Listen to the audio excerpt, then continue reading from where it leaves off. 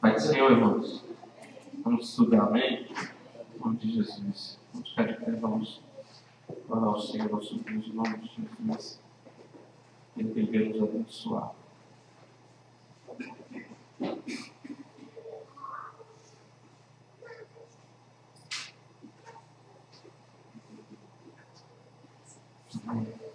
Senhor, nosso Deus, agradecemos por esse dia, Senhor, por essa oportunidade de estarmos aqui na tua casa, para estudar a tua palavra nesta noite, Senhor, o nosso entendimento. Perdoa-nos, ó Deus, e purifica-nos, ó Pai, nos ajude, Senhor, a entender, a compreender e a viver, Senhor, praticar tudo o que nós temos aprendido na tua palavra. Em nome de Jesus, ó Deus, repreenda todo o mal, Senhor, todo impedimento, barreira, nos purifica, nos limpa, Senhor, nos dê livre acesso à tua presença santa. Senhor, renova cada irmão, cada irmã, Senhor, no corpo físico, repreendendo, Senhor, o cansaço excessivo, Senhor, na mente, no corpo. Ó Deus, as preocupações, Senhor, com o amanhã. Ó Deus, as enfermidades, Senhor, prende todo o mal nesta hora, Pai. Em nome de Jesus, ó Deus da glória, nós queremos aproveitar, Senhor, o máximo possível esse momento aqui em tua presença, Senhor. Abençoa, Deus, se alguém caminho traz segurança. Em nome de Jesus, ó Deus, abençoa o seu pastor Ricardo, com os adolescentes e jovens a parte de baixo, Senhor, que eles também possam aprender, Senhor, e sejam abençoados através do ensino de hoje. Em nome de Jesus, nós oramos crendo, Senhor, e já agradecemos.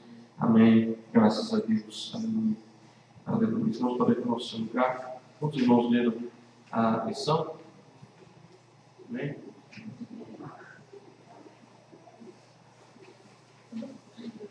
Vamos hoje terminar essa revista, lição número 13. Semana que vem nós vamos fazer uma avaliaçãozinha, né? Vou preparar uma avaliação para os irmãos estarem relembrando o que estudaram. Nós estudamos aqui nessas 13 lições. Hoje, na lição número 13, desafios para a igreja. Desafios para a igreja. E nas próximas aulas, eu consegui um estudo, consegui baixar um estudo sobre o Apocalipse. Eu vou ver lá se convém, se é bom. Eu vou preparar, a gente está estudando nas próximas 3 lições sobre o Apocalipse. Amém? A gente está vivendo um tempo aí que Jesus já está voltando, né? Então a gente tem que voltar e relembrar coisas que a gente sabe, que aprendeu, aprender coisas novas também sobre o Apocalipse, em nome de Jesus. Lição número 13, desafios para a igreja. Texto bíblico básico, Lucas 4, 17 ao 21, Mateus 28, do 18 ao 20. Vamos ler juntos? 1, 2, 3. E foi-lhe dado o livro do profeta Isaías, e quando abriu o livro, achou o lugar em que estava escrito: O Espírito do Senhor é sobre mim, pois que me ungiu para evangelizar os pobres, enviou-me a curar os quebrantados de coração, a pregoar liberdade aos cativos, a dar vista aos cegos, a pôr em liberdade os oprimidos, e anunciar o ano aceitável do Senhor. E cerrando o livro, tocando a dar o ministro, assentou-se, e os olhos de todos na sinagoga estavam fitos nele. Então começou a dizer-lhes: hoje se cumpriu esta escritura em vossos ouvidos. E chegando-se Jesus, falou-lhes dizendo: é-me dado todo o poder no céu e na terra. Portanto, ide, ensinai todas as nações, batizando-as em nome do Pai, e do Filho e do Espírito Santo, ensinando-as a guardar todas as coisas que eu vos tenho mandado. E eis que eu estou convosco todos os dias, até a consumação dos séculos. Amém. Amém. Então, desafios para a igreja. Ele vai falar aqui nessa lição sobre alguns desafios que a igreja precisa enfrentar para que perigos em relação a essas coisas não venham influenciar a igreja. E alguns desafios que ele fala aqui, ele trata aqui: evangelizar, discipular, cuidar das famílias, orar ministrando a vitória, fazer tudo para Deus com disciplina. Então, são alguns desafios para a igreja continuar trabalhando em cima deles, para que a igreja não perca, né? Precisa ter essa visão. Texto áureo, 1 Pedro 2, 9a. Mas vós sois a geração eleita, o sacerdócio real, a nação santa. O subsídio para o estudo diário, segunda-feira, Atos 8, 26 ao 39. Mostra aqui aquela passagem de Filipe pregando para o etíope na estrada que ia para Gaza. Então, fala sobre a evangelização. Terça, Isaías 55, 11 ao 13. Diz aí essa palavra que a palavra de Deus não volta vazia, mas ela cumpre o propósito ao qual ela é enviada, né? A importância de continuar pregando a palavra de Deus, muitas vezes dentro da própria igreja mesmo, os cristãos. Na quarta, Mateus 6, 14 e 15. Falei sobre a necessidade de perdão entre as pessoas. Aqui, para nós convivermos como igreja, nós vamos ter que ter um coração disposto a perdoar uns aos outros, porque na caminhada vão haver problemas muitas vezes, mas o cristão maduro, ele está pronto para perdoar. Quinta, Mateus 5, 13 e 14. Ele diz: vocês são o sal da terra e a luz do mundo. A nossa vida é uma forma de pregação também, né? Quando você é sal e luz, é quando você é praticante da palavra de Deus. Então, a sua vida fala, né? A sua vida, o seu exemplo de vida já é uma mensagem. E talvez seja a mensagem mais forte, mais do que palavras, né? E antes de falar, Jesus disse que ele tem que brilhar, né? Sem luz. Na sexta, 1 Pedro 5, 1 ao 3. Os pastores devem ser exemplo do rebanho e cuidadores do rebanho. É a necessidade de continuar ensinando, pregando, cuidando, velando, zelando pelo povo de Deus, da parte dos dirigentes. E no sábado, Colossenses 1, 12 ao 19.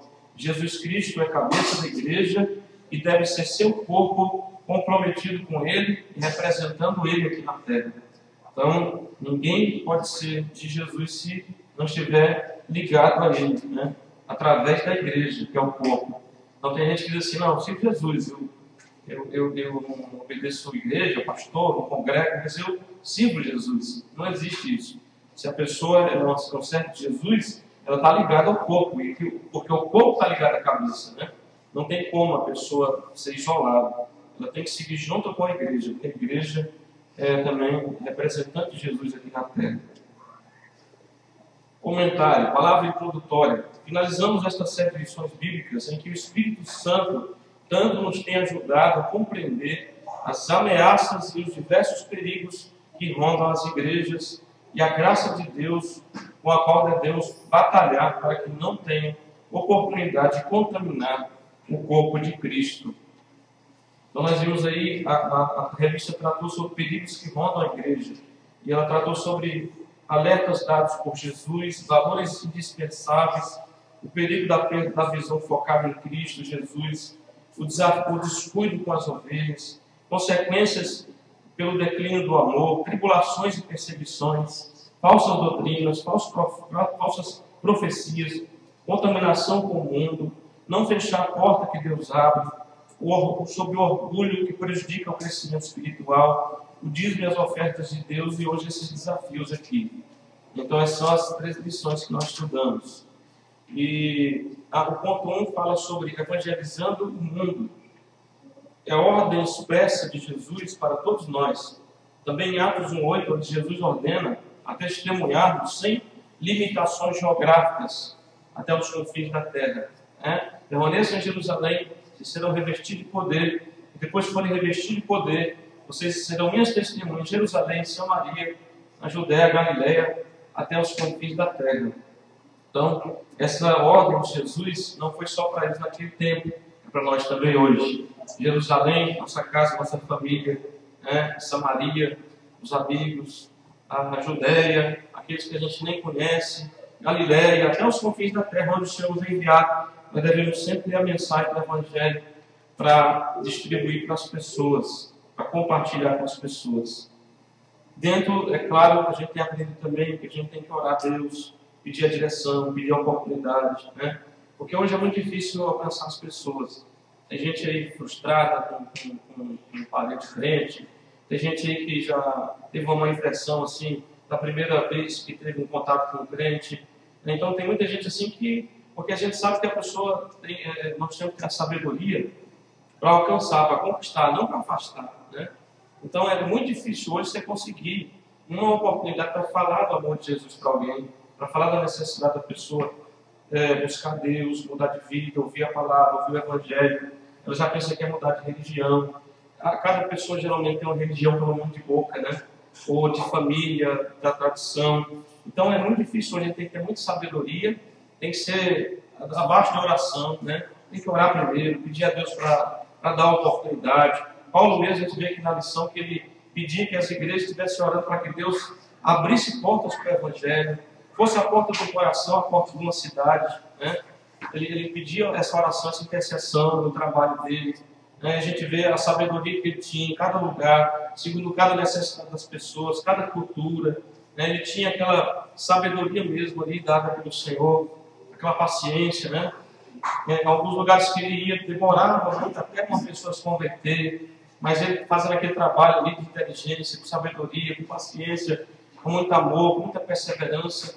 O Espírito Santo ia trabalhando, de repente um se convertia, um milagre acontecia, e ali, daquilo ali já crescia, as pessoas vinham, já não era ele que ia buscando, as pessoas aqui vinham para ouvir, Então a gente tem que falar, mas tem que pedir a Deus para abrir a porta do coração das pessoas, tem que pedir a Deus a oportunidade certa, A gente não forçar nada, ainda mais no tempo que é tão difícil hoje levar a mensagem a alguém. O evangelismo local. Toda igreja deve enfatizar ao máximo e investir no programa de evangelismo local, anunciando o evangelho em seu bairro e em sua cidade. 1.2. A obra missionária. O apóstolo Paulo trabalhou intensamente anunciando o evangelho, discipulando os crentes das regiões da Palestina, Síria, Antioquia e Chipre, mas foi impulsionado pelo Espírito Santo a evangelizar também a Ásia no seu tempo. Então, a obra missionária, primeiro, muitas vezes o evangelismo local, depois o evangelismo mais amplo, onde Deus vai abrindo portas. Só que, às vezes, a gente quer evangelizar do outro lado do mundo, mas não evangeliza, às vezes, a nossa família, nossos amigos, as pessoas com quem a gente trabalha.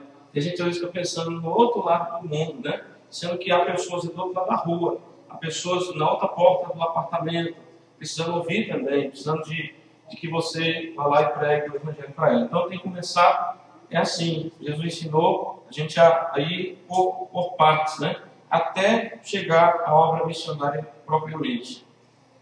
Então, primeiro evangeliza, depois ganha, depois discipula, depois batiza, Então é essa ordem também. O ponto 2 fala sobre discipulando os novos crentes. Né? Você pregou, a pessoa aceitou, entregou a vida para Jesus, aí agora tem que ser acompanhada, discipulada. A parábola do semeador, em Mateus 13, Marcos 4 e Lucas 8, mostra algumas verdades sobre os diferentes tipos de terrenos, as pessoas, os corações das pessoas, em que foram lançados a semente, a palavra de Deus, e as razões que impediram ou auxiliaram o crescimento e a produção dos frutos. Então, ao evangelizar, nós devemos prestar bem atenção nesses detalhes, né? O tipo de terreno, o tempo de preparação da terra, para depois você semear, né? A semente correta a ser lançada em cada terra. Quem planta sabe disso, né? Tem região que não, certo tipo de coisa não dá. E se a pessoa for insistir, ela vai perder tempo, dinheiro, recurso, terra. Então cada oração precisa de uma palavra, muitas vezes específica. Por isso que é necessário se trabalhar. Às vezes só arando a terra, só preparando, né? Você vai através da oração, através de fazer amizade com a pessoa, né? Ganhando a confiança. Então você vai trabalhando a terra primeiro. Aí depois você lança a semente, porque você já viu que terra é e que fruto, e que semente aquela terra precisa. Né? Qual é a palavra especificamente que aquela terra precisa, aquele coração, aquela pessoa precisa ouvir da parte do Senhor. E se a gente for trabalhando assim, a gente vai conseguindo, né? vai vendo fruto, a semente é recebida, né? Aquela semente ela se aprofunda, ela começa a germinar. Né? E a gente depois vai regando o terreno, vai preparando, adubando, e até que aquela semente produza algo, que aquela pessoa possa abrir a sua vida para Deus de verdade. Então, na parábola do semeador, a gente vê também, ele mostrando aqui algumas coisas que impedem o crescimento e a produção dos frutos em certo tipo de terreno. 2.1, terreno duro. Uma parte da semente caiu no caminho, terra batida, dura. Significa aquele indivíduo que é duro de coração, incapaz de acolher a mensagem e que nem fica impressionado com ela. Né? Ou também pessoas que às vezes têm o coração duro por causa disso mesmo, de más experiência com crentes, de má experiência com crente dentro da própria família, né? De mágoa, ressentimento, pessoas maltratadas durante a vida, e foi se endurecendo com o tempo. Às vezes não é só a pessoa dura por ser dura, né? Ela é dura porque alguma coisa aconteceu na vida dela para ela ser daquele jeito. Ela não confia nas pessoas, já sofreu muita decepção. Então, a pessoa de coração duro, fechado, né? É só Jesus mesmo ali, com muita paciência, a gente com muita sabedoria, o Espírito Santo trabalhando para que a palavra possa, né? Primeiro haja de trabalhar na terra, para que depois a palavra encontre lugar, se aprofunde e ela venha produzir alguma coisa. Então, a gente vê, irmãos, que Jesus Cristo, na sua pregação, ele alcançou todas as pessoas para quem ele pregou? Não, né? Ele, quando enviou os discípulos, no Mateus capítulo 10, ele disse que eles iam ser bem-sucedidos em todas as cidades onde eles fossem? Não, né? Ele falou o quê? Quando você entrar numa cidade, as pessoas não aceitarem a palavra, né? Tentem, insistam, falem mais uma vez, né? Levem essa mensagem com fidelidade. E quando as pessoas não quiserem, bata a poeira dos pés e sigam para outra cidade, né? E então a gente vê que nem todos aceitam de primeira vez, né? Então uma busca de corações que possam realmente estar para receber a palavra de Deus. Mas hoje, através do recurso que nós temos, eles não tinham tanto recurso como nós temos hoje. No ensinamento do próprio Jesus, a gente pode ter, sim, a gente tem mais recurso para trabalhar mesmo assim, primeiro na vida das pessoas, e depois, com muita sabedoria, e aos poucos lançando a palavra de Deus, e não assustando as pessoas, né? Deus, ele pode dar essa sabedoria, essa capacitação. A gente vai trabalhando, eu creio que é possível. Qualquer tipo de terreno desse aqui, esses 3 primeiros que são terrenos difíceis, é possível o Espírito Santo de Deus trabalhar e transformar em terreno bom. Talvez não vai produzir 100, igual o melhor terreno, que era 100%, né? Mas vai produzir 30, 60, e aos poucos, com o trabalhar de Deus no terreno do coração da pessoa, ela vai aumentando a produtividade dela no reino de Deus. Mas Jesus, ele deixou bem claro que existem vários tipos de corações, vários tipos de pessoas, vários tipos de terrenos, como esse terreno duro. A Bíblia diz que é lançada a semente muitas vezes. Quando a semente é lançada, aquele que lançou a semente sai, vai embora, aquela pessoa vai embora, aí vem o diabo, né? Vem os demônios e levam, porque a semente não achou lugar para entrar naquele terreno, é duro, de beira de caminho, terreno pisado pela vida, né? Aí vem o diabo ali igual um povo e leva aquela semente embora, né? Então tem que haver muitas vezes da nossa parte uma sabedoria para trabalhar, pedir ao Espírito Santo para estar trabalhando, para que o diabo não tenha poder de arrancar a semente que nós lançamos. O terreno pedregoso. Jesus ensinou que existe um segundo tipo de pessoa que recebe a palavra, porém de forma superficial. Não se criam raízes profundas para sustentar o crescimento da semente, ou seja, o desenvolvimento de um caráter cristão. Raiz fala de firmeza e de estabilidade, né? Então, muitas vezes a pessoa é um tipo de pessoa que às vezes vem também, aparentemente recebe bem a palavra de Deus no começo, gosta, né? É uma pessoa que até parece que vai dar certo, né? Mas é uma pessoa cheia de coisas no coração que impedem a palavra de criar raízes, são as pedras, e de se aprofundar. Então ela não consegue mudar de vida, ela não consegue realmente nascer de novo, ser uma nova criatura. Ela sabe que é o certo, que é o bom, mas ela permanece com aquelas pedras no coração, que podem ser muitas coisas, né? E então ela não consegue mudar, não consegue assumir aquela nova vida, e com o tempo ela acaba se afastando também, porque a semente da palavra não pode crescer, fica rasa no coração dela e acaba morrendo, ela perde aquilo, né? Porque aquelas outras coisas acabam sufocando, acabam não deixando a semente da palavra de Deus frutificar. Então é difícil muitas vezes o trabalho. A gente vai, você investe, aí você fala, vai dar certo, né? E você olha assim, a pessoa aparentemente receptiva, aquela bênção, né? Vir na igreja, começa a dar glória a Deus, aleluia, começa a aparentemente ali vai firmar. Aí você daqui a pouco vê, aí passa um mês, né, a pessoa fala, essa vida não é para mim não, isso é difícil demais, por causa das coisas que tem no coração. Ela não deixa Jesus tirar, né? Então, para você ver como nem Deus força, nem Deus obriga, né? A pessoa, Ele dá chance para todos, mas a pessoa ela deve permitir que Deus venha revolver a terra do coração, deve tirar as pedras, né? Porque com pedra a semente não acha lugar para fixar suas raízes. O terreno com espinhos, o terceiro tipo de pessoa que recebe a palavra é aquele que Jesus comparou com o terreno onde a semente nasce junto a espinhos. Os espinhos são identificados por Jesus como os cuidados do mundo. 1 João 2, 16, 17. Né? Então, uma pessoa dividida, uma pessoa que quer as coisas de Deus, gosta, mas também gosta das coisas do mundo. E ele falava sobre a busca material também, aquela pessoa que está em busca do material. Uma dessas partes aqui, quando ele fala dessa parábola, ele fala sobre os cuidados dessa vida como as coisas materiais, né? Aquela correria atrás do material, das coisas do mundo, das coisas materiais, o dinheiro, muitas vezes a avareza do coração. Aí a pessoa, ela até gosta, ela quer Deus, mas ela não quer abrir mão também do outro lado, né? Então ela quer viver os dois ao mesmo tempo e não tem condições, porque o espinho dessas coisas do mundo, dessa busca desenfreada que as pessoas têm, vai acabar sufocando a palavra também. E a palavra de Deus não vai poder germinar, crescer, frutificar no coração dessa pessoa. Não tem como duas coisas ficarem, né, ao mesmo tempo. Nem pedra, nem espinho, nem dureza, né? Tem que tirar essas coisas, senão a palavra ela não permanece. E o bom terreno, o quarto terreno, que é o bom terreno que frutifica a semente.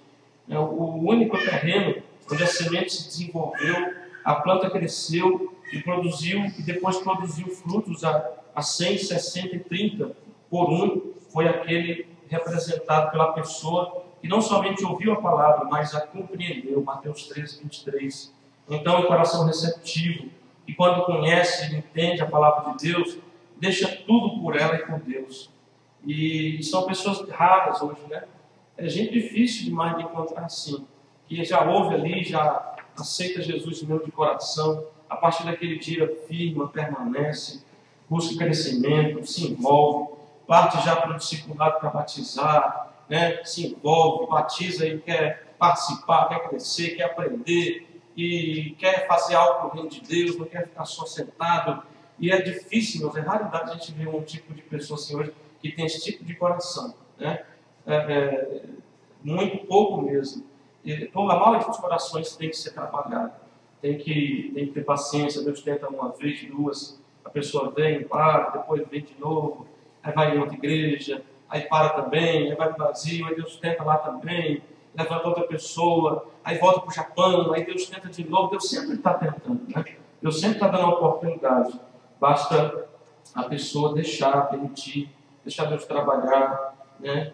Cooperar com Deus. Porque se não houver essa disposição do coração da pessoa, que tem um coração mais difícil, Deus não faz só, né? Deus ele não obriga, tem que ter essa disposição de coração. Eu realmente tenho um coração duro, eu preciso que Deus me dê um coração novo, eu tenho um coração cheio de pedras, eu preciso que Deus remova essas pedras, tire do meu coração.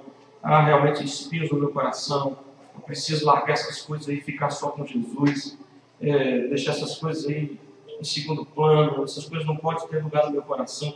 Então tem que haver assim, uma abertura do coração da pessoa, tem que haver um reconhecimento, né? Para que Jesus possa fazer a obra e o coração seja frutífero para a glória dele.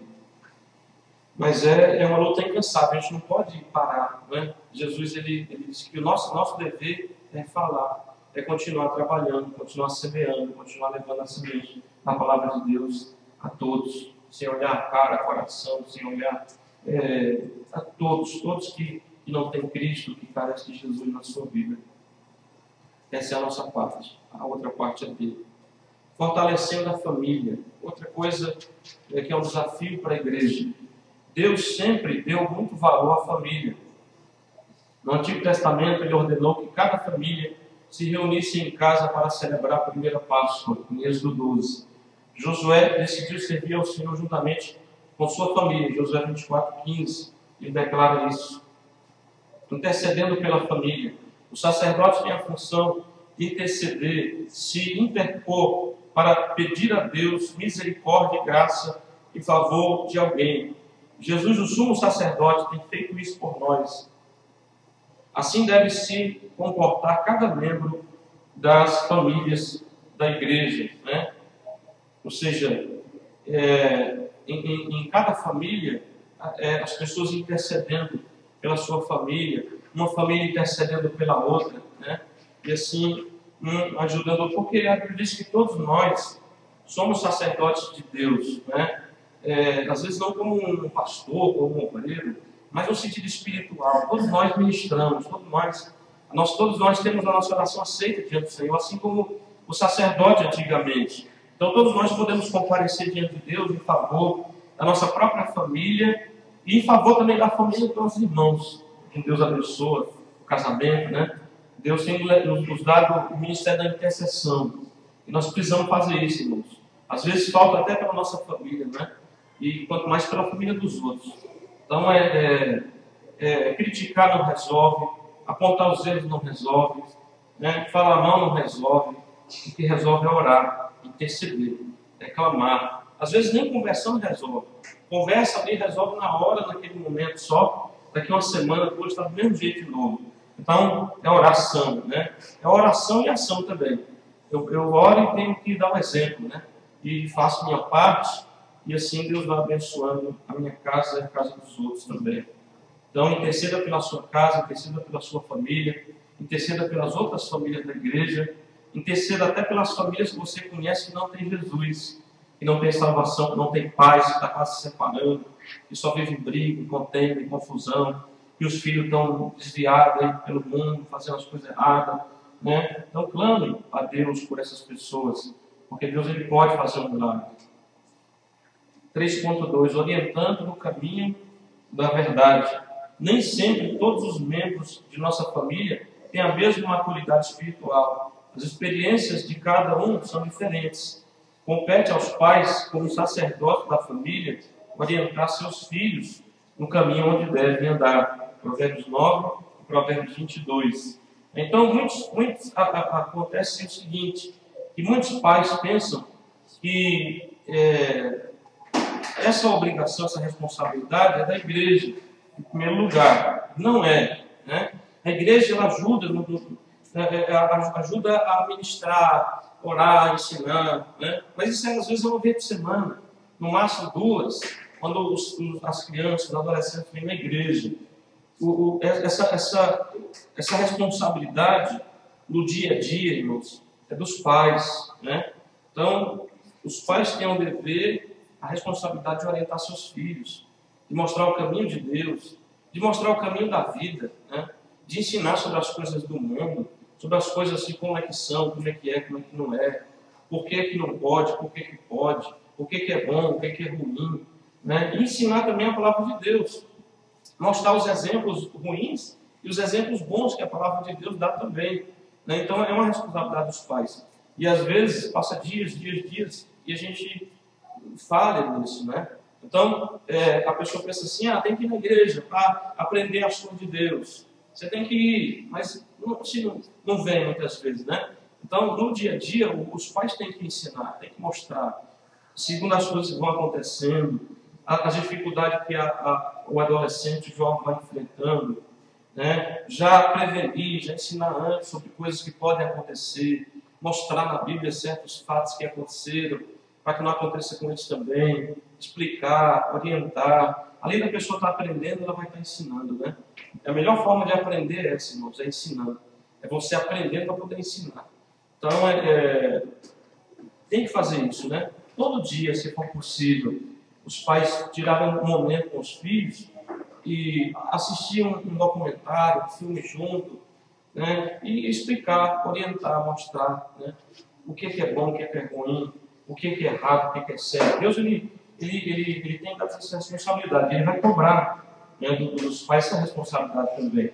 Então tem que ensinar, tem que mostrar o caminho, porque, como diz aqui, os pais são os sacerdotes do lar, são os sacerdotes da família, são aqueles que são os orientadores dos filhos, no caminho que ele deve andar, né? Então isso é o maior investimento que a pessoa faz, é ensinar. Não é uma coisa que compra, não é um bem que dá, não é um brinquedo, não é um videogame.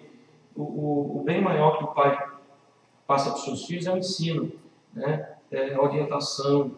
Porque eu vejo muitos pais que, na hora que o filho erra, cai criticando, aí quer bater, quer corrigir, quer dar castigo, mas muitas vezes não ensinou. E uma coisa que Deus tem me falado sempre, irmãos, em relação à própria igreja, que eu não tenho direito de cobrar aquilo que eu não ensino, né?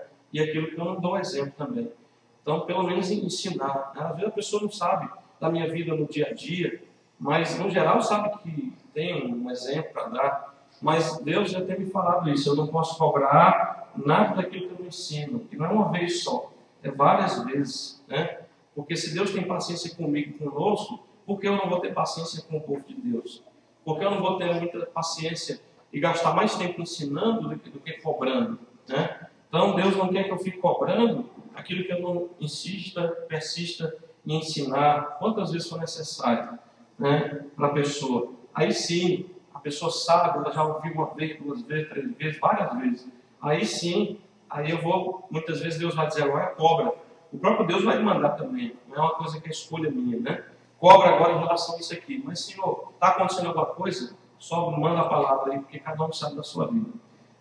Aí Deus vai e cobra muitas vezes, mas primeiro porque Ele ensinou, orientou, mostrou, às vezes usou alguém até individualmente para falar com a gente pessoalmente, e a gente continua ali fazendo de conta que não é com a gente, né? Aí daqui a pouco Deus vem e cobra severamente até. Então, o filho também é assim, o pai não pode cobrar nada daquilo que ele não ensinar, muitas vezes, várias vezes. Tem hora que, ao invés de corrigir, é melhor ensinar de novo, né? Ensinou só mas já ensinei, mas ensinou só uma vez. E ele talvez nem prestou atenção. Aí depois vai lá e ensina mais uma vez. O castigo já vai ser esse. Você levar um sermão, né? Vai lá 1 hora no ouvido dele ensinando. Está vendo só? Eu não falei para você aquela vez? eu não te mostrei, aconteceu, né? Aprenda agora. Então, olha aí, viu? Olha, não pode fazer assim, isso não é certo, isso é certo, o certo é assim, esse é errado. Agora você tem a prática, você viu o que aconteceu. Aí você vai, ensina mais uma vez, e até não dá o castigo, se for o caso, né? Porque foi isso uma vez, isso duas, aí depois você vai corrigindo conforme a necessidade. Mas sempre ensinando, sempre mostrando o caminho, assim como Deus tem sido longânimo com a gente, tem sempre procurado nos ensinar, sempre mandado alguém para falar para a gente, mostrar. Né? A gente vê que Deus demorava 100, 200 anos às vezes para cumprir uma profecia de um profeta. E não era só um, era 2, 3, 4, 5 que ele usava durante aqueles 100 anos, 200 anos, até ele trazer o cumprimento da profecia, até ele trazer o castigo, a punição, né? A consequência do erro. Ele falava muito tempo, ele era longânimo, né? Ele demorava muito tempo mesmo e usava várias pessoas, porque quando chegava a hora dele cobrar, dele cumprir aquela palavra, ninguém podia dizer: o Senhor não falou, o Senhor não ensinou, o Senhor não avisou, o Senhor não mandou ninguém, né? Ele mandava, falava, era longânimo, e depois, então, de muito tempo, de muito aviso, de muito ensino, ele vinha com a cobrança, né? Aí quando ele vinha com a cobrança também, aí preparasse o lombo, né? Preparasse o couro, que vinha para arrancar o couro mesmo. E muita gente sofria, morria. Mas por quê? Porque não ouviu o aviso, né? Não ouviu o aviso do Senhor. 3.3, liberando o perdão. Esse é o grande desafio para a família. O perdão sincero, o perdão que reconcilia, o perdão que esquece as mágoas, está envolto pelo amor de Deus, propiciando a recuperação da paz, da harmonia e da confiança no lar. Mas também tem a paciência, né? Não fica, a pessoa perdoa, mas também não vai pisar na bola de novo, né? A mesma coisa, abusando da boa vontade do outro, né? Então, errou, perdoou, não erra mais, né? Procura mudar, procura transformar, procura não fazer mais aquilo que trouxe aquele problema, né? Às vezes acontece outra coisa, mas repetir o mesmo erro, aí é ruim, né? Porque daqui a pouco a pessoa também não quer mais perdoar, né? A pessoa já se endurece também. Então tem que haver reconhecimento, né, do erro que está acontecendo, tem que procurar não errar mais naquilo, para que não haja situações que vá se repetindo e trazendo problemas e mais problemas para dentro da casa, da família, e às vezes o diabo entra na brecha, né? Não foi ele que causou a situação, mas aí a brecha se abre, o problema, a ferida, aí o diabo ele vem e aumenta a situação, né? Ele vem e aumenta o rombo da parede. Então ele entra nas brechas, né? Às vezes não foi ele o causador do problema, a gente causa o problema e ele entra, porque ele deu um espaço aberto aí. Discussão, briga, contenda, acusação, falta de compreensão, gritaria, né? Um virar a cara para o outro, aí o diabo vem, entra na roupa, tem um lugarzinho para mim. Aí ele aumenta mais a situação ainda, né? Tem que tomar cuidado, porque o bicho é real. 3.4, ministrando os dons recebidos. Como sacerdote, recebemos dons especiais de Deus para ministrarmos em benefício das pessoas. Isso tem que acontecer principalmente nas famílias. Se você sabe orar bem na igreja, procure orar também em casa. Se prega ou ensina na igreja, faça o culto doméstico. Se lê e recebe revelações especiais da palavra, compartilhe com os seus. Ore e cure os doentes da sua casa, de casa também, né?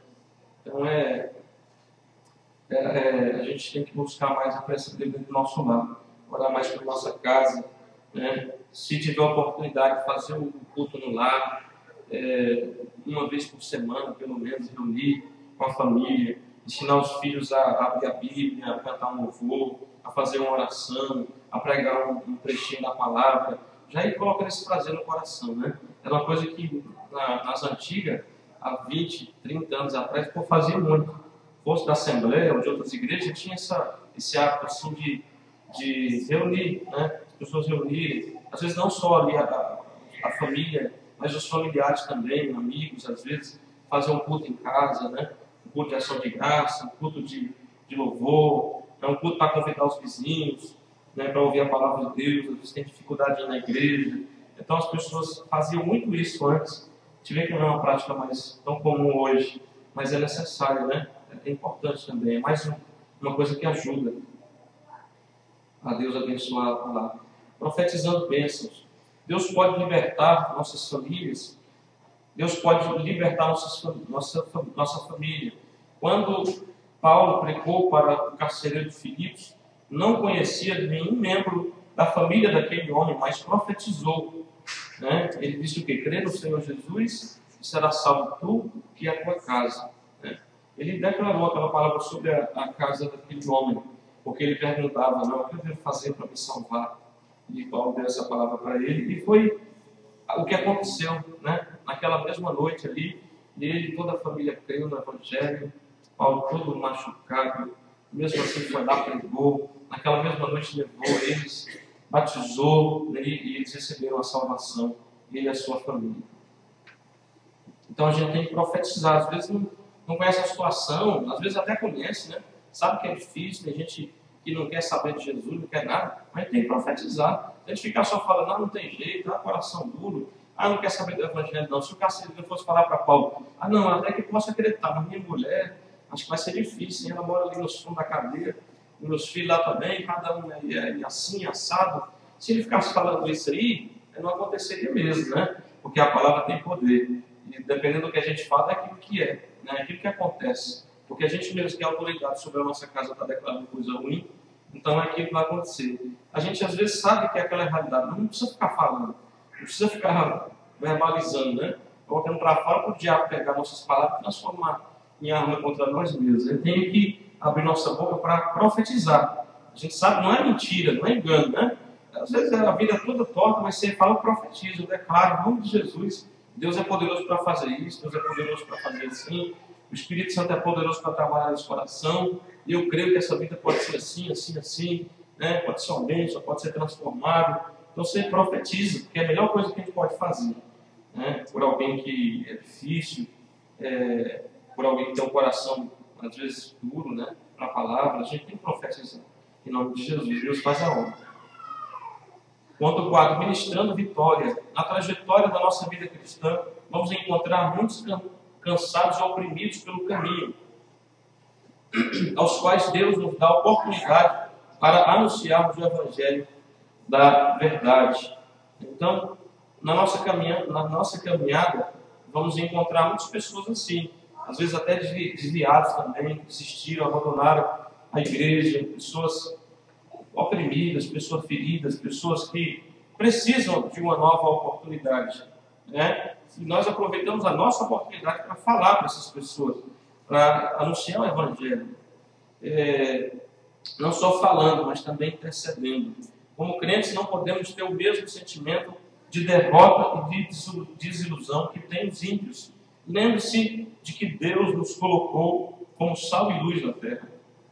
Então, nós temos que, pela fé, declarar e profetizar a mudança e a salvação até de nações inteiras, né? Deus é poderoso para honrar a nossa fé, a nossa oração. Às vezes a gente ora e a gente mesmo desacredita, mas Deus vai, né, mudar uma nação inteira por causa da nossa oração aqui. A gente jejua, ora uma vez por mês pela nação. Será que isso vai mudar alguma coisa? É melhor do que não fazer nada, né? É melhor do que não tentar nada, né? E a nossa fé é que Deus pode fazer, Deus pode mover, Deus pode continuar dando oportunidade, Deus pode trabalhar no coração das pessoas. Talvez nem toda a nação se renda, mas a cada dia mais e mais pessoas podem abrir seus corações para Jesus, né? Sendo que é difícil, a nação é uma nação difícil em relação à salvação, porque tem a sua tradição, sua cultura, sua religião, da tradição de família, essas coisas todas aí, e eles não querem mudança, né? Mas Deus, ele pode fazer a mudança, igual ele tem feito. Deus, ele tem alcançado vidas aqui nessa nação também. Às vezes é um processo difícil, demorado, mas o Evangelho tem se expandido no Japão. Isso tem sido por influência da igreja do Senhor que está orando aqui, daqueles que têm crido e que pela fé profetizam, pela fé enxergam, né? A nação servindo ao Senhor, a nação se rendendo a Jesus. Quem sabe no tempo da tribulação, o Japão, que tem ouvido hoje a palavra, não vai ser um que grande parte dele vai se render aos pés de Jesus Cristo, né? Entender e reconhecer que é a justiça de Deus, a ira de Deus está caindo sobre a terra, e vão abrir o coração e dizer, nossos 9 milhões de Deus não vale nada, e quem é Deus é Jesus, né? Igual outras nações também, que hoje estão recebendo a palavra, e aparentemente não produz nada, mas numa hora certa, numa hora ou outra aí, Deus vai agir, vai fazer. Quem sabe essas pessoas, no momento de dificuldade, vão entender, vão abrir os olhos, né? E vão reconhecer que Jesus Cristo é o Senhor, ao invés de ficarem adorando os seus deuses falsos aí. Então, pela fé, nós temos que continuar evangelizando, profetizando, intercedendo, semeando a palavra, declarando salvação, né?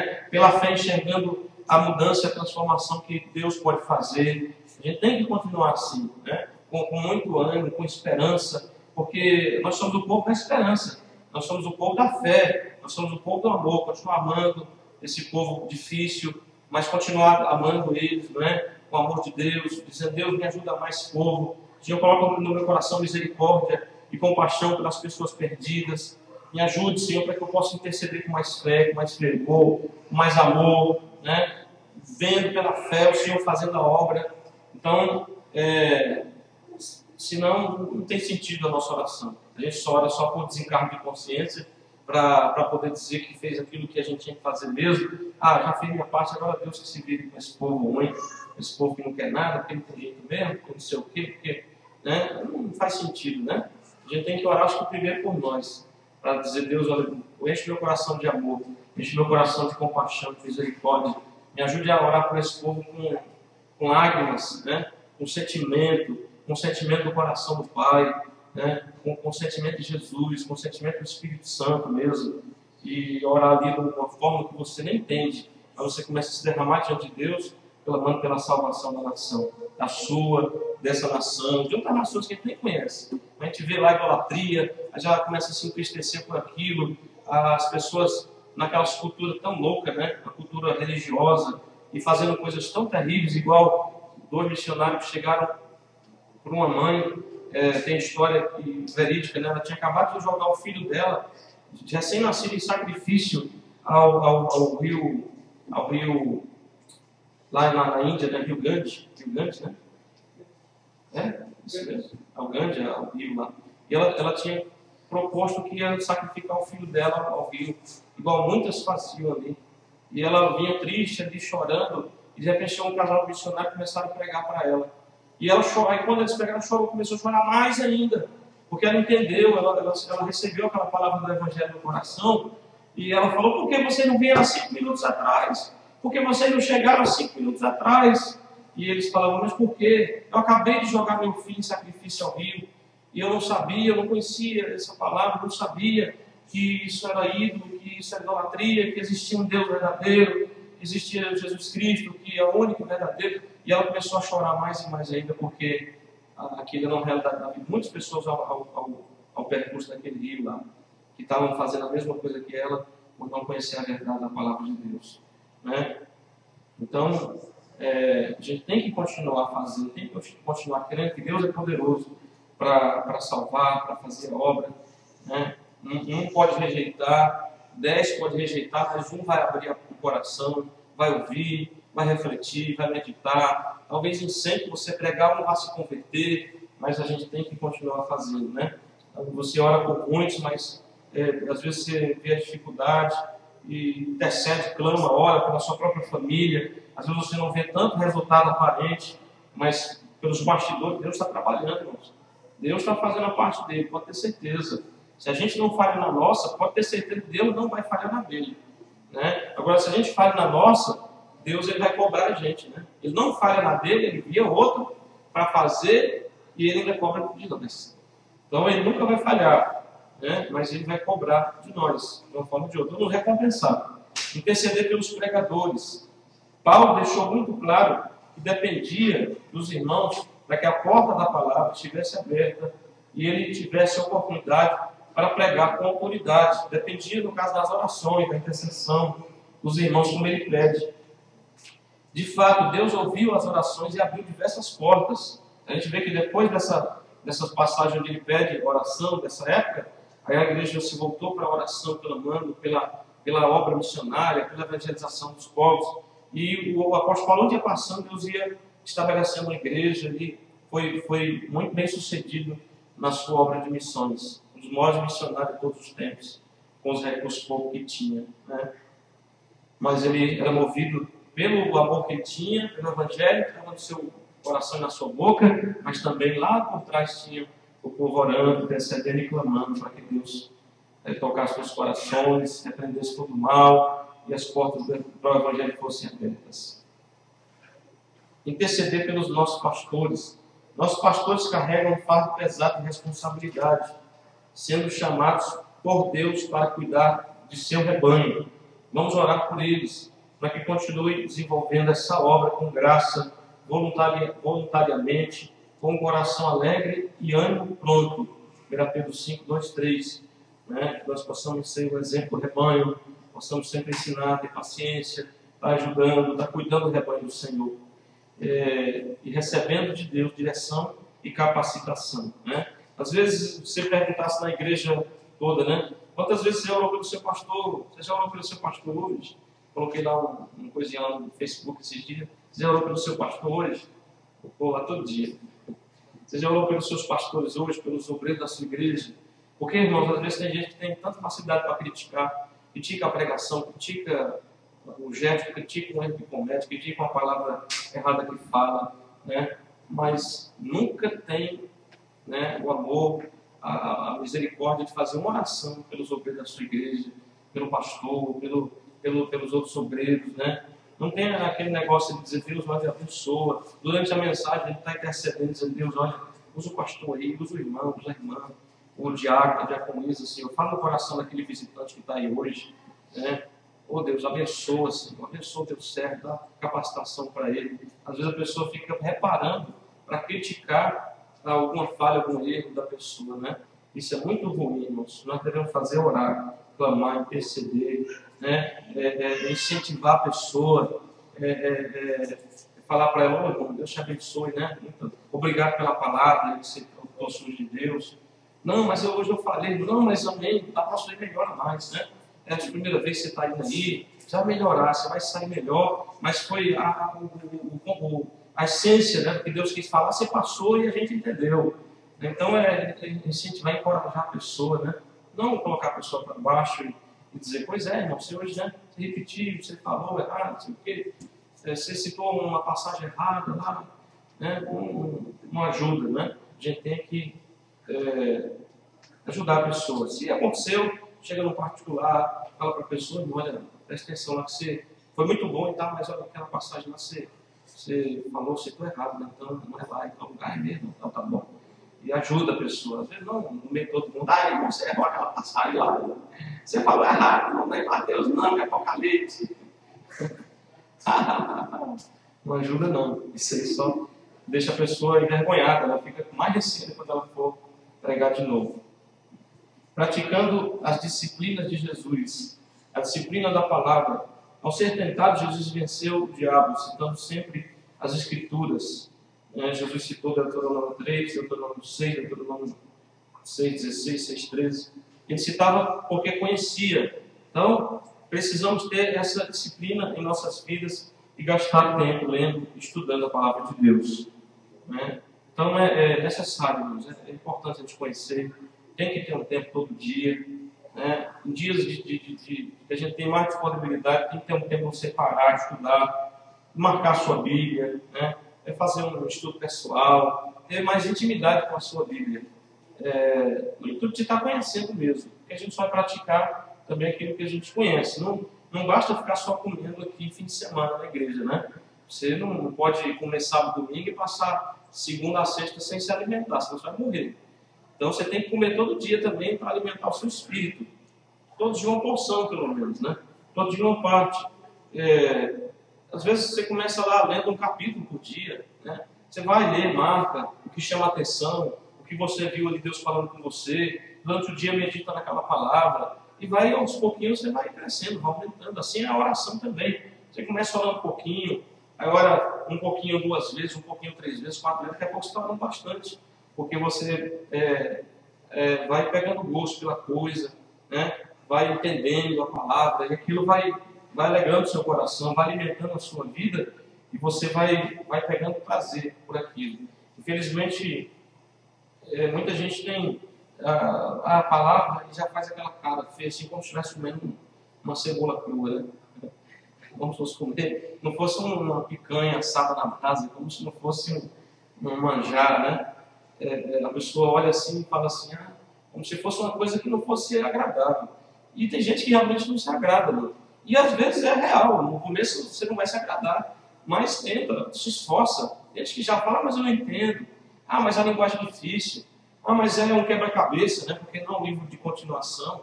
Alguns são, mas outros não. Pega uma Bíblia de uma versão mais fácil. Pergunta para quem sabe um pouco mais. Pega um dicionário aí. Tem gente que fala o pai dos burros, o pai do burro é quem não pesquisa, né? O pai dos inteligentes, porque quem é inteligente é que vai lá procurar o que não sabe. E eu quero saber se todo mundo sabe todas as palavras do português mesmo. A gente não sabe. Tem palavras na Bíblia que são difíceis, né? Então a gente vai numa versão mais fácil, vai na internet, procura, pesquisa, tem dicionário virtual, tem dicionário que você pode comprar, você vai lá e você mesmo acha. Eu já achei várias palavras assim, pesquisando no próprio dicionário de português. Então, numa versão mais fácil, você compara uma com a outra, aí você fala, agora eu entendi, porque essa daqui está com um palavreado mais atual, né? Então, eu compreendi agora o que o texto está falando. A gente não pode desistir, né? Imagina quem quer ser médico e desistisse logo no primeiro palavrão que vem lá no termo médico, o nome de uma doença, o nome do micróbio lá, a pessoa já fosse falar assim, não, esse nome é muito difícil, não quero mais ser médico não. Já parasse logo no começo, ninguém ia conseguir nada, né? Então é difícil, nada que é fácil, assim, você só tem mesmo prazer e maior alegria naquilo que é mais difícil, né? Quando as coisas são muito fáceis, do jeito que vem fácil, vai fácil. Do jeito que você recebe ele fácil, você não dá valor também. Igual a criança que, se tudo que quiser dar, não vai dar valor nas coisas. Tem que ter sacrifício muitas vezes, tem que saber esperar, tem que saber fazer por merecer, né? Então, também as coisas de Deus, a gente tem que se esforçar. Aí quando a gente começa a entender, aprender, aí é gratificante, porque você já quer passar para outro, né? Você já quer ajudar o outro que está começando agora que não sabe. Irmão, e se você precisar ir, me pode perguntar. Se eu não souber, eu vou perguntar para outro, né? Mas eu já sei umas coisinhas aí da Bíblia, eu estou aprendendo, estou estudando. Se você tiver dificuldade, eu ajudo você também. A pessoa já quer passar para outro, né? Porque está aprendendo. Agora a gente vê que, igual um filme que tinha, aí o irmão lá passou tanta vergonha que ele começou a estudar a Bíblia. Porque o amigo dele ficava questionando, então, rapaz, tem uma coisa que eu ouvi da Bíblia que é bonito, fala assim, assim. Onde é que está essa passagem mesmo? Aí ele falou, rapaz, eu já ouvi na igreja também essa passagem, está lá em... Deixa eu ver aqui, olha, eu vou vir cá, depois eu te falo. E ele não sabia, ele falava que tinha ouvido, mas não nem lembrava de nada. E o rapaz toda hora perguntando para ele, eu não lembro o nome do filme, é um filme antigo. E o rapaz toda hora vinha perguntava coisas da Bíblia, sobre Jesus e tal. E ele falava, então, eu já ouvi esse negócio também, mas você não é cristão? E aí ele desconfiou, né? Porque toda vez ele perguntava, mas nunca ele sabia falar onde é que estava na Bíblia. E aí ele desconfiou, ele falou, mas você não é cristão, né? Você nunca sabe onde é que estão as coisas, você nunca sabe me explicar. Aí ele ficou com vergonha e começou a toda noite estar lá, ele com as Bíblias lá em cima do escrivaninho, com a luzinha ligada, e estudando lá, procurando e marcando. Aí depois ele chegou lá no amigo dele, então, aquela passagem lá que você perguntou, está lá em tal lugar, também está no tal lugar. E ele foi falando, né, e foi porque ele aprendendo em casa, porque ficou com vergonha, porque o rapaz todo chegava dele e perguntava, e ele nunca sabia responder onde é que estava aquele texto, ou tirar as dúvidas daquele rapaz que tinha interesse de aprender a Bíblia. Então, às vezes, é gente também, né? Às vezes alguém vai chegar e perguntar, a gente não sabe tudo também, mas você tem pelo menos a base, você está lá em tal livro, né? Onde é que está o negócio mesmo da criação do mundo lá, do Adão e da Eva? Acho que está lá em Apocalipse. Acho que tá. Procura lá nesse... Eu não estou lembrado se tem esse livro mesmo, não, mas acho que tem. Procura lá no Apocalipse, você deve achar. É uma vergonha, né? Uma vez eu falo, não é possível, uma pessoa com muitos anos de crente foi mandar para os Gênesis, a pessoa estava lá no meio da Bíblia, né? Eu falei, mas a pessoa tem não sei quantos anos de igreja já e procurando gente no meio da Bíblia. Eu falei, não acredito numa coisa dessa, né? Aí ela não achou e foi lá no índice lá procurar na relação de nome. Eu falei, não é possível, Gênesis e Apocalipse não, porque ninguém pode dizer onde onde é que está, né? Misericórdia. Eu falei, não acredito numa coisa dessa, que essa irmã não sabe o que é a Bíblia. Mas era real, ela tinha 12 anos de igreja, ela não sabia as Gênesis, né? Porque ficava usando a Bíblia igual caixinha de promessa, onde caía ali com o dedo, ela lia. 5.2. Disciplina do culto a Deus. O que poderia um rabino ou sacerdote falar numa sinagoga a respeito de Deus que Jesus já não soubesse? Ele criou todas as coisas e seu trono existe para sempre. Entretanto, se alguém quisesse achar Jesus, ela só ia até a sinagoga ou ao templo, e lá estava ele juntamente com os seus irmãos de fé. Então, Jesus não precisava estar em igreja, Jesus não precisava participar de culto, né? Mas a Bíblia diz que ele era o exemplo de todas as coisas. Então, geralmente ele estava lá, ou no pátio do templo, ou no templo em Jerusalém, quando ele estava em Jerusalém, ele estava em Cafarnaum, nas outras cidades, ele estava, principalmente no sábado, ele estava na sinagoga, né? Era as igrejas local, o templo central ficava em Jerusalém. Em cada cidade tinha o seu lugar próprio de reunião, para o culto a Deus, para ouvir a palavra. E Jesus sempre estava lá. Muitos milagres ele operou foi no pátio do templo. Muitos milagres ele operou foi dentro das sinagogas, né? Então Jesus estava lá participando junto com os seus irmãos de fé. Não que fosse aquela fé ainda judaica, porque ele era judeu, né? Ele nasceu no tempo ainda da lei.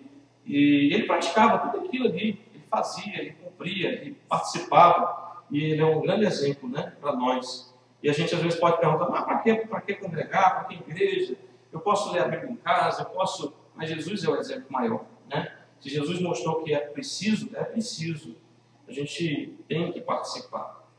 A disciplina da obediência significa colocar a vontade humana em submissão à vontade de Deus sobre todos os aspectos, né? Então, a obediência é isso, é você submeter a sua vontade humana à vontade de Deus, em todas as áreas, né? Não é só aqui ou ali, em todas as áreas, submeter a sua vontade à vontade de Deus. Falava sobre isso lá na igreja ontem com o Matsu, onde às vezes a gente tem dificuldade em pedir que Deus faça a sua vontade, né? A gente ora, sempre apresenta a nossa vontade. Oh, Deus, eu quero isso, Senhor faz isso, faz aquilo, Senhor, esse ano assim, aquele ano assim, ano que vem. Olha, Senhor, nessa área assim, eu quero desse jeito, essa eu quero desse jeito. O Senhor faz assim, assado na vida da minha mulher, na vida do meu marido. Mas, às vezes, a gente tem dificuldade de falar assim, Senhor, acima de tudo seja feita a tua vontade, né? Porque a nossa vontade já é um negócio pronto, a gente já tem data, tem dia, tem um jeito certo que a gente quer. E a vontade de Deus, a gente fica assim, meio, quando é que vai acontecer? Né? Como é que Ele vai fazer? A gente não sabe como é que é. Então, a gente tem, às vezes, dificuldade em orar assim. E nós devemos orar desse jeito, né? Não que nós não possamos apresentar o nosso desejo, aquilo que a gente acha que seja melhor. Deus, olha, eu peço assim, assim, eu acho que assim é melhor.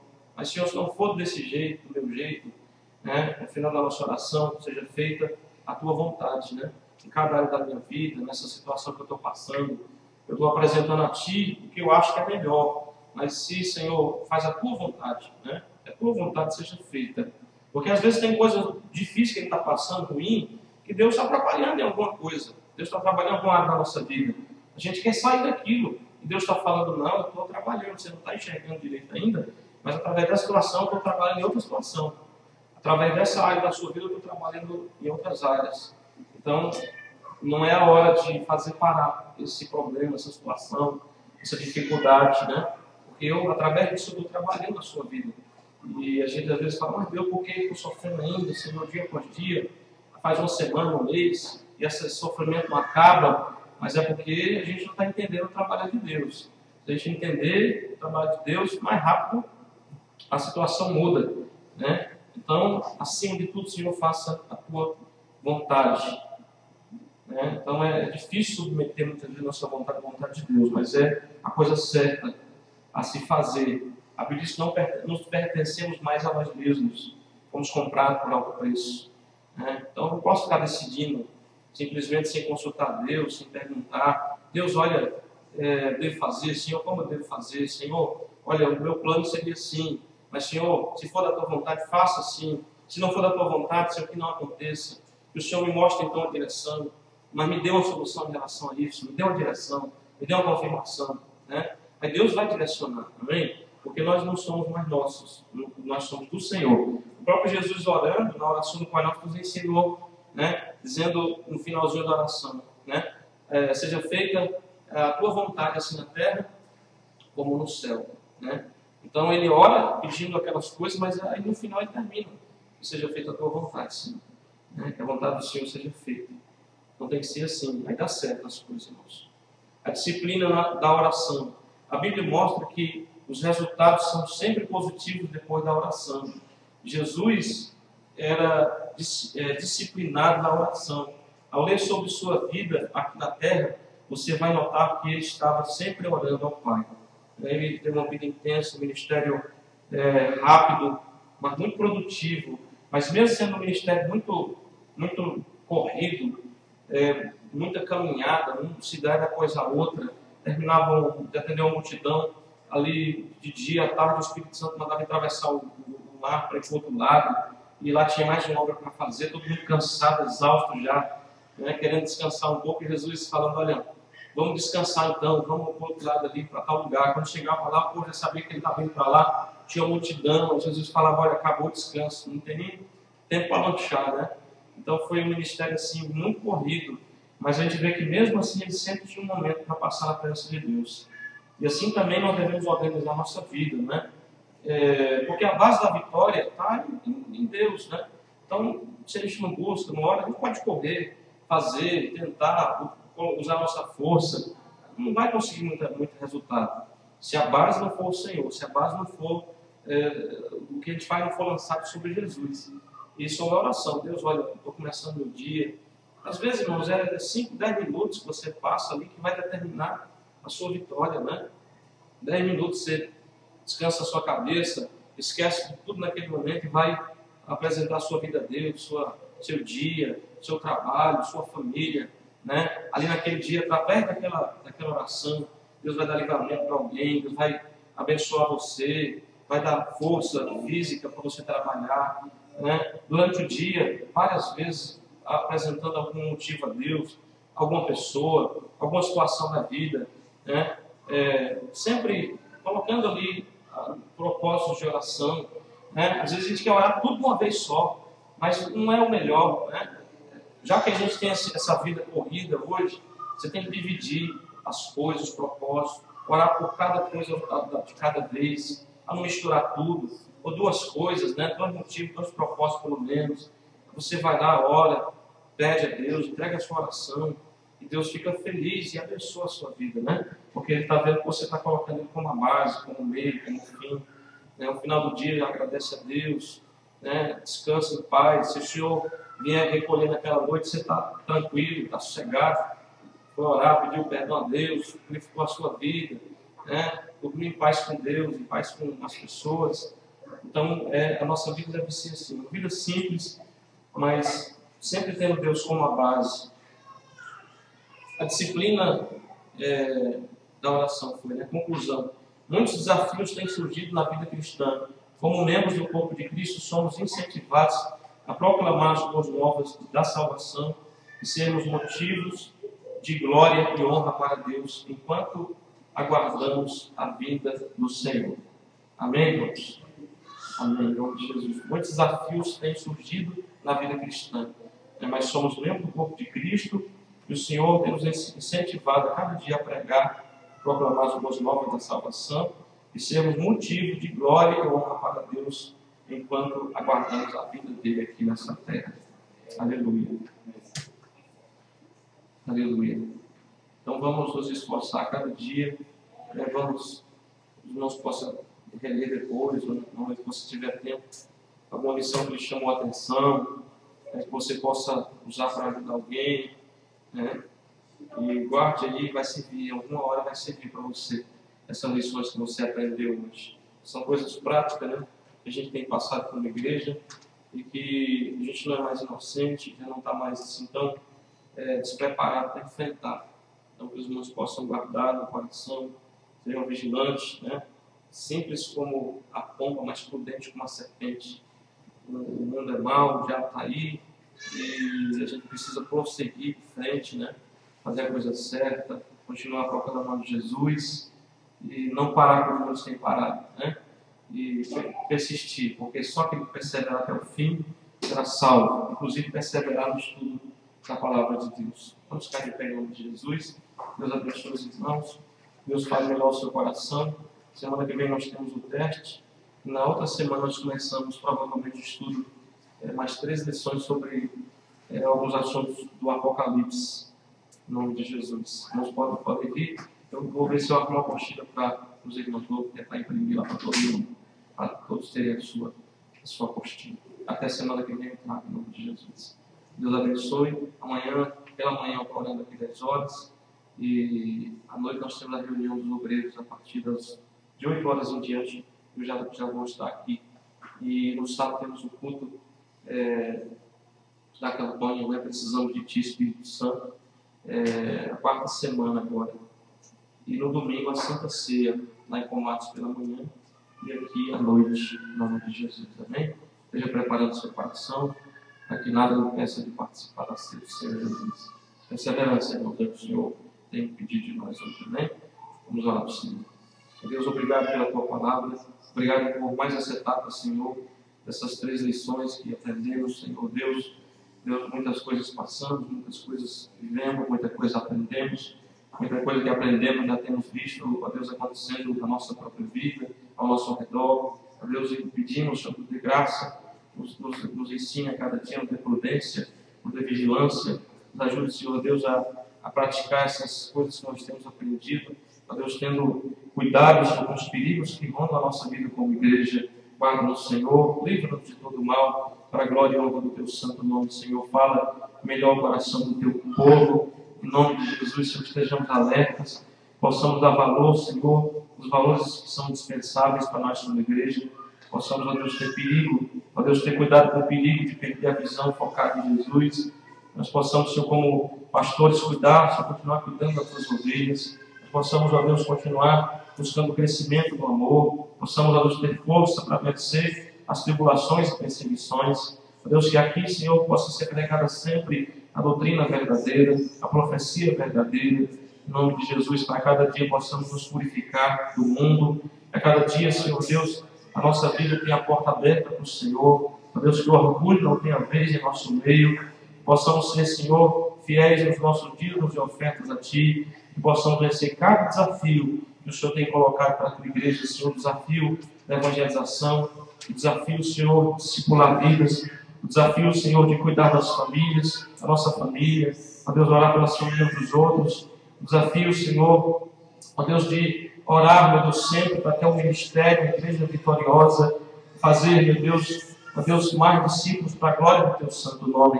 Ajuda-nos, Senhor, a ser conosco nesta obra, que o Espírito Santo vá à frente, Senhor, nossa, em nome de Jesus. Essa obra é Tua, Senhor, faz ela crescer, faz ela multiplicar, faz ela, Senhor, ser, ó Deus, a cada dia, Senhor Deus, uma obra, Senhor Deus, mais abençoada, mais pura, mais santa, mais consagrada a Ti, Senhor, em nome de Jesus, ó Deus Todo-Poderoso. Toque em cada coração, que no próximo estudo bíblico, Senhor, possamos ter mais pessoas participando aqui, mais pessoas buscando aprender a Tua palavra, em nome do Senhor Jesus, ó Deus Santo. Nós Te glorificamos e agradecemos, Senhor, por ter vencido mais essa fase, em nome de Jesus, ó Deus. Que esse ano seja um ano de muito ensino, de muito aprendizado, Senhor, que nossos corações sejam mais sensíveis, Senhor, mais capacitados para aprender, para guardar, Senhor, para lembrar, em nome de Jesus, ó Deus Santo, para amar a Tua palavra, para buscar o conhecimento, que nós possamos, Senhor, não só aprender, mas ensinar outros também.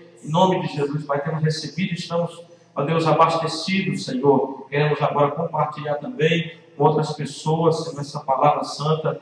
Em nome de Jesus, abençoa, Senhor, nossas vidas. Nós oramos e Te agradecemos por tudo. Em nome de Jesus. Amém. Graças a Deus. Aleluia. Deus abençoe. Cumprimente seu irmão com a parte do Senhor. E diga aí para ele, cumpra o desafio, irmão. Cumpra os desafios. Em nome de Jesus.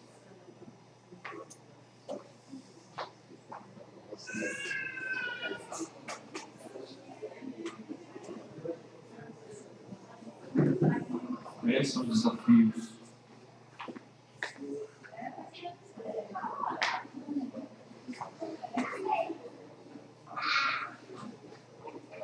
Eu não,